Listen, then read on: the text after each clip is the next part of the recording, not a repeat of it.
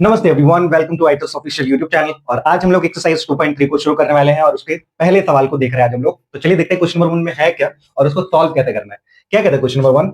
गुना किए बिना निम्नलिखित वर्गों का मान ज्ञात कीजिए। तो हमें कुछ नंबर्स आप देख सकते हो दिए गए हैं, इनका हमें वर्ग करना है, लेकिन शर्त यह है बच्चों कि हमें गुना नहीं करना। इससे पहले जितने भी हमने सवाल सॉल्व किए हैं उसमें हमने गुना करके उसका वर्ग निकाला है, लेकिन इस बार यही रूल है, ये ट्विस्ट है कि हमें गुना नहीं करना, लेकिन इनका वर्ग भी तो ज्ञात करना है। कैसे करेंगे चलिए समझते हैं। 20 हमें दिया गया है, यहाँ पर 34 हमें दिया गया है, और इसे हिंदी में 53 बोलते हैं हम लोग, लेकिन आप लोग क्या बोलते हो अपने हिसाब से एडजस्ट कर लेना, थोड़ा सा वीक है हिंदी में, ठीक है। तो 26 जो है इसका अगर वर्ग किया जाए तो हमें कुछ संख्या मिलेगी, लेकिन गुना नहीं करना है। तो कैसे करेंगे सॉल्व इसको? देखो 26 को हम लिख सकते हैं 20 + 6 और इसका होल स्क्वायर, ठीक है। तो ये पूरा का पूरा जो सीक्वेंस है वो ब्रेक डाउन हो जाएगा a + b के होल स्क्वायर के फॉर्मूले में, जो कि होता है a² + 2ab + b²। इस फॉर्मूले को हमें पूरा हूबहू इस इक्वेशन को एज इट इज इसकी तरह बैठाना है और उसका वैल्यू निकल जाएगा, ठीक है। अब कई कई बच्चे क्या करते हैं, ये 2ab बाद में लगाते हैं, कोई कोई बीच में लगाते हैं। कोई बात नहीं है, जहां आपकी मर्जी लगा लो, ये बीच में रखो उधर रखो, कोई बात नहीं है, ठीक है। आंसर सेम ही आएगा जब सारे प्लस में हो तब। अब देखो हमारे पास a² है, a क्या है हमारा b, तो 20 का स्क्वायर करो, ठीक है, प्लस 2ab क्या हो जाएगा 2, a है हमारा 20 और b है 6। अब b का स्क्वायर चाहिए तो b क्या है हमारे पास, b है 6, इसका भी स्क्वायर ले लो, ठीक है। ध्यान से समझने की कोशिश करना, हमने कुछ नहीं किया, हमने क्या किया a² लिखा है, तो a हमारे पास क्या है, ये bc तो a है और ये 6 ही तो b है, ठीक है। तो a का स्क्वायर यानी कि 20 का स्क्वायर, ठीक है। और यहाँ पर 2ab चाहिए था, तो 2 फॉर्मूला में ही है, a हमारा 20 है तो 20 हमने बैठाया, b हमें 6 दे रखा है तो हमने 6 यहाँ पे बैठाया, और b का स्क्वायर चाहिए था जो कि 6 का स्क्वायर है, ठीक है। अब इस इक्वेशन को सॉल्व करते हैं, तो यहाँ पे आ जाएगा आपका 420 × 20, 2 दूनी 4, 40, 40 और 6 240, ठीक है। 24, 2 दूनी 4, मतलब यहाँ पे 40, 40 और 6 यहाँ पे 4 6 24, 24 240 और 6 का स्क्वायर हो जाएगा 36। तीनों को जोड़ दो, 400 200 600, 600 और ये हो जाएगा 6 और यहाँ पे 7, ठीक है। 676 ये हमारा आंसर है, ठीक है। आई बात समझ में? ऐसे ही आपको इन तीनों सवालों को भी करना है, तो चलिए करते हैं, हम ही लोग करते हैं मिलके। 34 दे रखा है सेकंड क्वेश्चन में, 34 को हम लिख सकते हैं 30 + 4 के वर्ग में, ठीक है। 34 को हम लिख सकते हैं 30 + 4 के वर्ग में। तो एक ये हमारा a बन गया और ये हमारा b बन गया। a का स्क्वायर क्या है, a का स्क्वायर 30 का स्क्वायर हो जाएगा, ठीक है। 2ab चाहिए तो 2 ले लो, यहाँ पे a है हमारा 30 और b है 4, ठीक है। b² क्या हो जाएगा, 4 का स्क्वायर, ठीक। 30 का स्क्वायर करनी है तो क्या हो जाएगा, 30 × 30 900, 900 + 3 2 6, 6 और 4 24, 240 फिर से यहाँ पर 6 6 4 24 और यहाँ पे 4 4 16, सबको जोड़ दो, यहाँ पे आ जाएगा 6, ठीक है।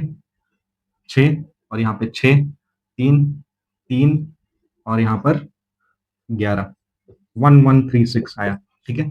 तो ये हमारा आंसर है क्वेश्चन नंबर 2। क्वेश्चन नंबर 3 को आप हूबहू ऐसे ही इक्वेशन में बैठा के सॉल्व कर लेना, ठीक है। आपके लिए प्रैक्टिस क्वेश्चन रहेगा वो, ठीक है। Overall concept clear. Question number 1 को हम लोग खत्म कर चुके हैं, let's get on to question number 2।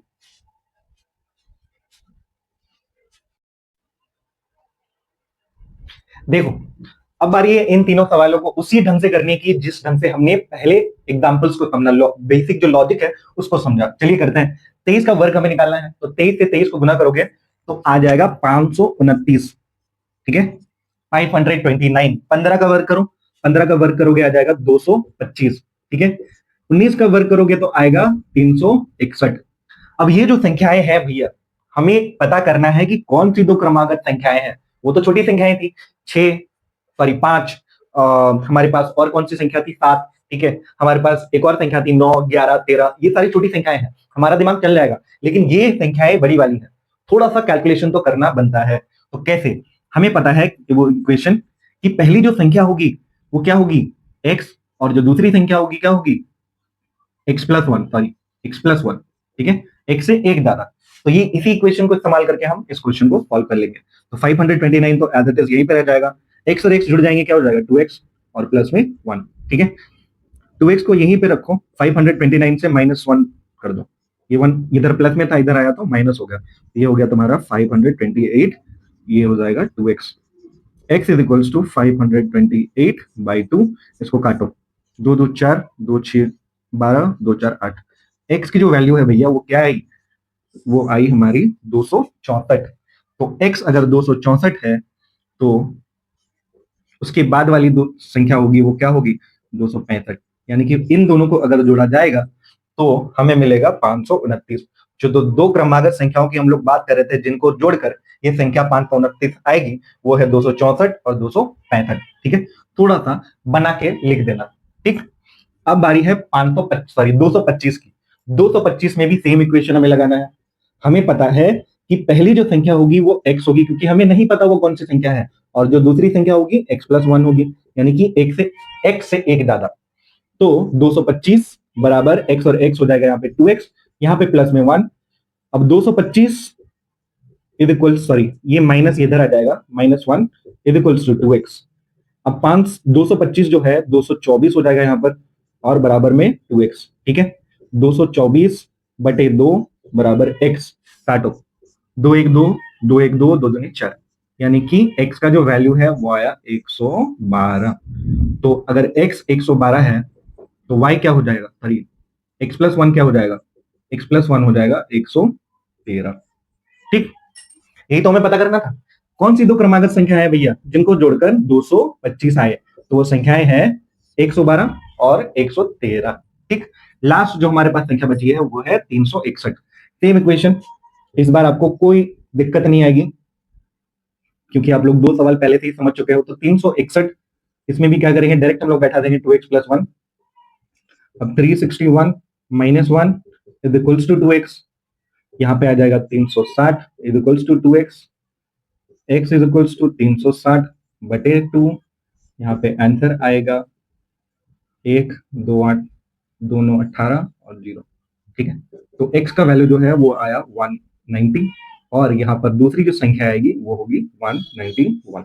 जो दो संख्याएं हैं जिनको जोड़कर हमें 361 मिलेगा वो संख्याएं हैं 190 और 191। ठीक है, क्वेश्चन नंबर 3 कंप्लीटेड। अब बारी है एक्सरसाइज 2.3 की, चलिए उसको भी स्टार्ट करते हैं। Thank you.